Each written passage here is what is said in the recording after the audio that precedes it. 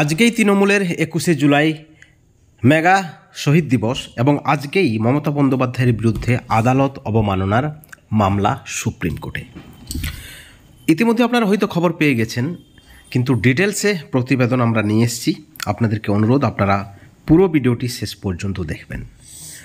মমতা বন্দ্যোপাধ্যায়ের বিরুদ্ধে আদালত অবমাননার মামলা, কি বললেন প্রধান বিচারপতি এবং তারপর কি অ্যাকশন হলো, শুনানি কবে, প্রত্যেকটা বিষয় অত্যন্ত গুরুত্বপূর্ণ রাজনৈতিক প্রেক্ষাপটে। এবং আজকে আপনারা ইতিমধ্যেই দেখেছেন 21শে জুলাইয়ের মঞ্চ থেকে অভিষেক বন্দ্যোপাধ্যায়ের হুঙ্কার, মমতা বন্দ্যোপাধ্যায়ের হুঙ্কার এবং বিজেপিকে উপড়ে ফেলার ডাক। ঠিক এই পরিপ্রেক্ষিতে যেখানে বিজেপি অর্থাৎ প্রধান বিরোধী দল পশ্চিমবাংলার রাজ্য সরকারকে যেখানে দুর্নীতির মামলায় ঘিরে ধরতে চাইছে, আপনারা জানেন এসএসসির 2016 সালের পুরো প্যানেল বাতিল হয়ে গিয়েছে এবং সেখানে চাকরিহারারা রাস্তায় রয়েছে এবং পরোক্ষভাবে মদত রয়েছে বিজেপির। নবান্ন ঘেরাও থেকে শুরু করে কালীঘাট ঘেরাও থেকে শুরু করে বিকাশ ভবন ঘেরাও। যারা যোগ্য তাদের চাকরি ফিরিয়ে দিতে হবে। তারা কি দোষ করেছে? দোষ করেছে, দুর্নীতি হয়েছে, আধিকারিক এবং এসএসসি যদি দায়ী হয়ে থাকে, সেখানে যারা যোগ্য চাকরি প্রার্থী, যারা সত্যিকারের মেধা, তাদের কি দোষ? প্রশ্ন উঠেছে একাধিকবার এবং ইতিমধ্যে যারা যোগ্য তারা চাইছেন উইদাউট পরীক্ষা তাদের চাকরি ফিরিয়ে দেওয়া হোক।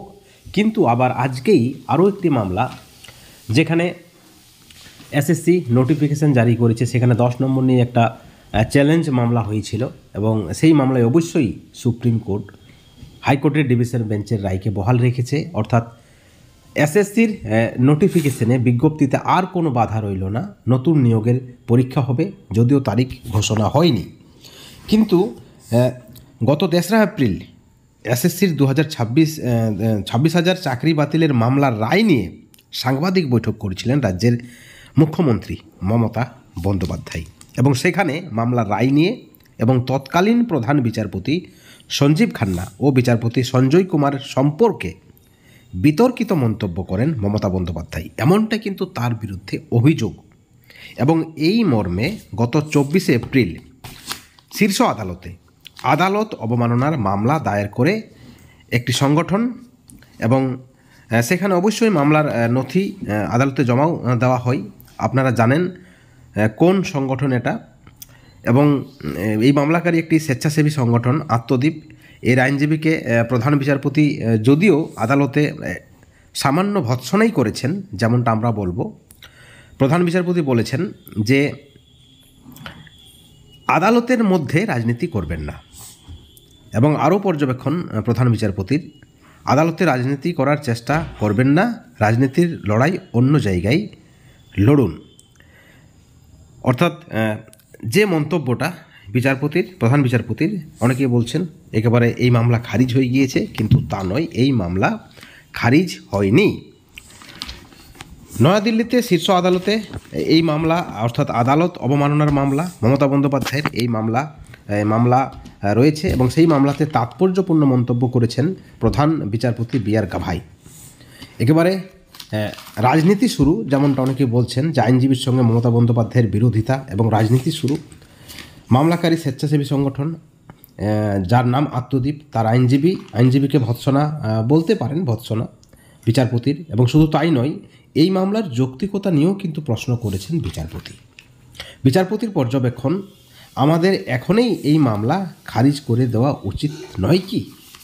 কিন্তু হঠাৎ করেই কেন মামলাকারীদের দিকে এই প্রশ্ন ছুড়ে দিয়েছেন বিচারপতি, তা নিয়ে অবশ্যই ইতিমধ্যে একটা বিতর্কের সৃষ্টি হয়েছে। শীর্ষ আদালত সূত্রে জানা গিয়েছে যে সোমবার মামলাকারীর আইনজীবী মনিন্দর সিং মামলাটির শুনানি আপাততভাবে মুলতবি রাখার আর্জি জানান। তার দাবি, অ্যাটর্নি জেনারেলের অনুমতির জন্য আবেদন করা হয়েছে, যার পাল্টা প্রধান বিচারপতির মন্তব্য, আপনি কি নিশ্চিত যে আপনারা অনুমতি পাবেন মামলার? যদিও প্রধান বিচারপতির মুখে মামলার যৌক্তিকতা নিয়ে শঙ্কার কথা শোনা গেলেও কিন্তু এই মামলাটি খারিজ করা হয়নি, বরং এই মামলার পরবর্তী শুনানির দিন ধার্য করা হয়েছে। পরবর্তী শুনানি 4 সপ্তাহ পর হবে বলে জানিয়েছে আদালত। অর্থাৎ এই যে 3রা এপ্রিল এসএসসির রায় নিয়ে 26,000 চাকরি বাতিল নিয়ে মমতা বন্দ্যোপাধ্যায় যে মন্তব্য করেছেন তাতে প্রধান বিচারপতি এবং বিচারপতি সঞ্জয় কুমারের বিরুদ্ধে বিতর্কিত মন্তব্য করেছেন বলে যে অভিযোগ রয়েছে এবং মমতা বন্দ্যোপাধ্যায়ের বিরুদ্ধে যে আদালত অবমাননার অভিযোগ রয়েছে সেই মামলার শুনানি কিন্তু হবে 4 সপ্তাহ পরে।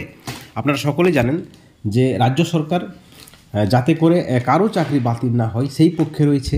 আপনারা দেখেছেন সুপ্রিম কোর্টের পর্যবেক্ষণ, যারা যোগ্য অর্থাৎ যারা অযোগ্য হিসেবে চিহ্নিতকরণ হয়নি তারা 31শে ডিসেম্বর পর্যন্ত স্কুলে যাবেন এবং গ্রুপ সি গ্রুপ ডি কর্মী অর্থাৎ শিক্ষাকর্মীদের প্যানেলে যেহেতু প্রাতিষ্ঠানিক দুর্নীতি হয়েছে সেখানে কারো শিক্ষাকর্মীদের বিষয়ে সেই ধরনের কোনো সুযোগ দেওয়া হয়নি। কিন্তু অপরদিকে রাজ্য সরকার সেই সকল শিক্ষাকর্মীদের জন্য গ্রুপ সি এবং গ্রুপ ডি কর্মীদের জন্য 20,000 25,000 টাকা ভাতার ঘোষণা করেছিলেন, যদিও কলকাতা হাইকোর্ট সেই ভাতা স্থগিত করে দিয়েছেন। অর্থাৎ রাজ্য সরকারের পরিষ্কার বক্তব্য তারা কিন্তু চাকরি বাতিলের বিপক্ষে রয়েছে, চাকরিহারাদের সঙ্গে রয়েছে, কিন্তু তা সত্ত্বেও যারা যোগ্য তারা কিন্তু রাস্তায় রয়েছেন। তাদের দাবি যে তাদের চাকরি ফিরিয়ে দিতে হবে রাজ্য সরকারকে। ভুল রাজ্য সরকারের আদালত বারবার সতর্ক করা সত্ত্বেও কোনো ধরনের নথি কিন্তু রক্ষা করে রাখেনি রাজ্য সরকার। এসএসসি তার দায় চাকরিহারাদের নয়, তার দায় রাজ্য সরকারের, এসএসসির, এবং সেখানে রাজ্য সরকারকেই আবার নিয়োগ দিতে হবে। কেউ কেউ বলছেন রাজ্য সরকার এই সকল চাকরিহারাদের জন্য বিকল্প পথের চিন্তাভাবনা করছেন। ইতিমধ্যে রাজ্যের পক্ষ থেকে রিভিউ পিটিশন দাখিল করা হয়েছে এবং সেখানে রাজ্য সরকার আশাবাদী যে অন্তত যারা যোগ্য তাদের চাকরিটা ফিরিয়ে দেওয়া হবে।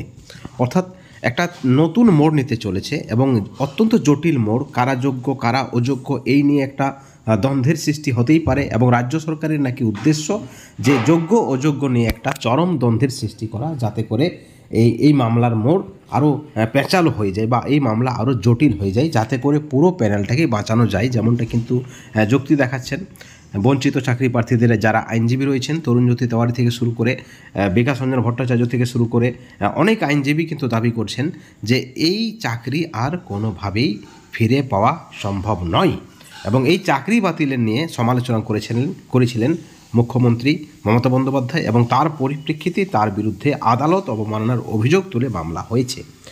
এখন দেখার বিষয়, যদিও প্রধান বিচারপতি বি.আর. গাভাই বলেছেন যে আদালত রাজনীতির জায়গা নয়, কিন্তু মামলাটি খারিজ হয়নি, 4 সপ্তাহ পর শুনানি। এখন দেখার বিষয় যে আদালত কি পর্যবেক্ষণ দিচ্ছে 4 সপ্তাহ পর, সেদিকেই তাকিয়ে আছে রাজ্যের মানুষ, কারণ এই মামলাটি অত্যন্ত গুরুত্বপূর্ণ যেমনটা দাবি রাজনৈতিক মহলের।